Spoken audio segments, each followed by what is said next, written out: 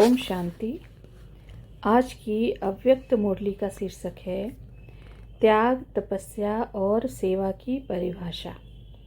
आज भट्ठी का आरंभ करने के लिए बुलाया है। इस भट्ठी में सर्व गुणों की धारणा मूर्त बनने के लिए व संपूर्ण ज्ञान मूर्त बनने के लिए आए हो। इसके लिए मुख्य 3 बातें ध्यान में रखनी है। वह कौन सी? जिन 3 बातों से संपूर्ण ज्ञान मूर्त और सर्वगुण मूर्त बनकर ही जाओ। सारी नॉलेज का सार उन 3 शब्दों में समाया हुआ है। वह कौन से शब्द हैं? एक त्याग, दूसरा तपस्या और तीसरा है सेवा।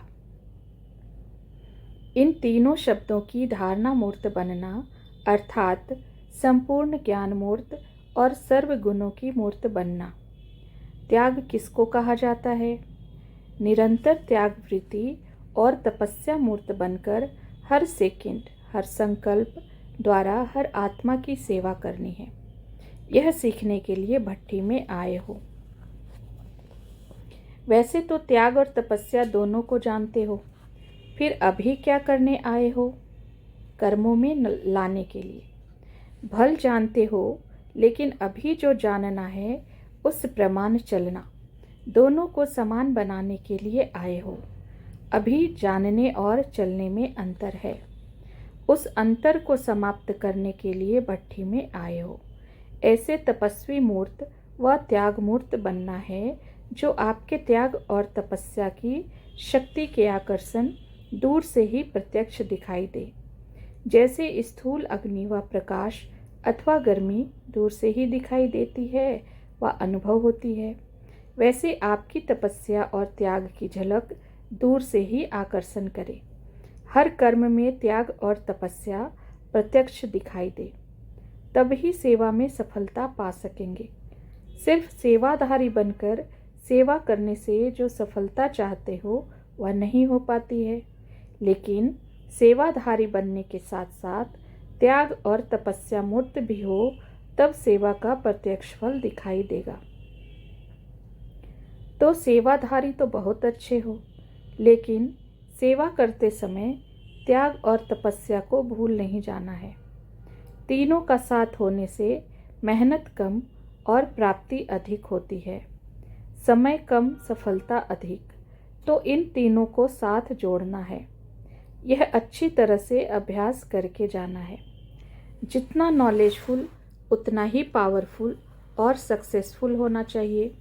नॉलेजफुल की निशानी यह दिखाई देगी कि उनका एक एक शब्द पावरफुल होगा और हर कर्म सक्सेसफुल होगा। अगर यह दोनों रिजल्ट कम दिखाई देती है तो समझना चाहिए कि नॉलेजफुल बनना है। जबकि आजकल आत्माओं द्वारा जो अधूरी नॉलेज प्राप्त करते हैं उन्हों को भी अल्पकाल के लिए सफलता की प्राप्ति का अनुभव होता है। तो संपूर्ण श्रेष्ठ नॉलेज की प्राप्ति प्रत्यक्ष प्राप्त होने का अनुभव भी अभी करना है। ऐसे नहीं समझना कि इस नॉलेज की प्राप्ति भविष्य में होनी है। नहीं, वर्तमान समय में नॉलेज की प्राप्ति अपने पुरुषार्थ की सफलता और सेवा में सफलता का अनुभव होता है। सफलता के आधार पर अपनी नॉलेज को जान सकते हो। तो भट्ठी में आए हो चेक करने और कराने के लिए कि कहाँ तक नॉलेजफुल बने हैं। कोई भी पुराने संकल्प व संस्कार दिखाई ना दे, इतना त्याग सीखना है। मस्तक अर्थात बुद्धि की स्मृति व दृष्टि से सिवाय आत्मिक स्वरूप के और कुछ भी दिखाई ना दे व स्मृति में ना आए। ऐसे निरंतर तपस्वी बनना है।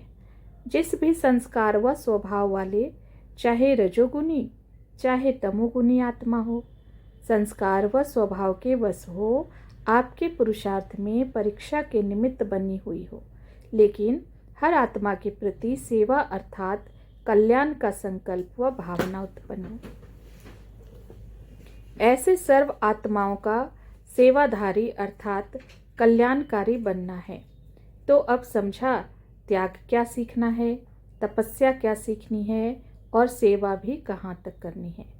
इनकी महीनता का अनुभव करना है। हर पुरुषार्थ में फलीभूत वह हो सकता है जिसमें ज्ञान और धारणा के फल लगे हुए हो। जैसे अभी सभी के सामने ब्रह्मा कुमार प्रसिद्ध दिखाई देते हैं, दूर से ही जान जाते हैं कि यह ब्रह्मा कुमार हैं। अब ब्रह्मा कुमार के साथ साथ तपस्वी कुमार दूर से ही दिखाई पड़ो, ऐसा बनकर जाना है। वह तब होगा जब मनन और मगन दोनों का अनुभव करेंगे। जैसे स्थूल नशे में रहने वाले के नैन चैन चलन दिखाई देते हैं कि यह नशे में है, ऐसे ही आपके चलन और चेहरे से ईश्वरीय नशा और नारायणी नशा दिखाई पड़े। चेहरा ही आपका परिचय दे। जैसे कोई के पास मिलने जाते हैं तो परिचय के लिए अपना कार्ड देते हैं ना, इसी रीति से आपका चेहरा परिचय कार्ड का कर्तव्य करे। अभी गुप्त धारणा का रूप नहीं रखना है। कई ऐसे समझते हैं कि ज्ञान गुप्त है, बाप गुप्त है, तो धारणा भी गुप्त ही है। ज्ञान गुप्त है, बाप गुप्त है, लेकिन उन द्वारा जो धारणाओं की प्राप्ति होती है वह गुप्त नहीं हो सकती है। तो धारणाओं को व प्राप्ति को प्रत्यक्ष रूप में दिखाओ, तब प्रत्यक्षता होगी। विशेष करके कुमारों में एक संस्कार होता है जो पुरुषार्थ में विघ्न रूप होता है। वह कौन सा?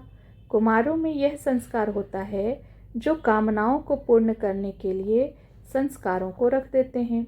जैसे जेब खर्च रखा जाता है ना, जैसे राजाओं की राजाई तो छूट गई लेकिन फिर भी पर्स को नहीं छोड़ते, इसी रीति संस्कारों को कितना भी खत्म करते हैं लेकिन जेब खर्च माफी कुछ न कुछ किनारे रखते जरूर हैं।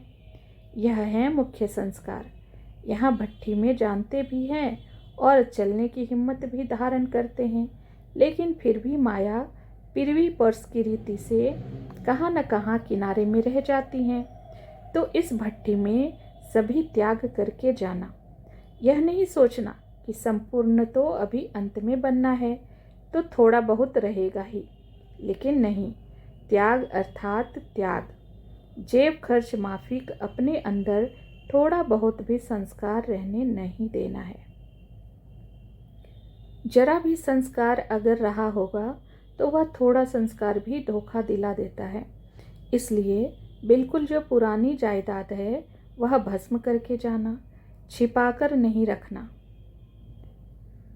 यह कुमार ग्रुप है, अभी बनना है तपस्वी कुमार ग्रुप। इस ग्रुप की यह विशेषता सभी को दिखाई दे कि यह तपस्वी कुमार तपस्वी भूमि से आए हैं।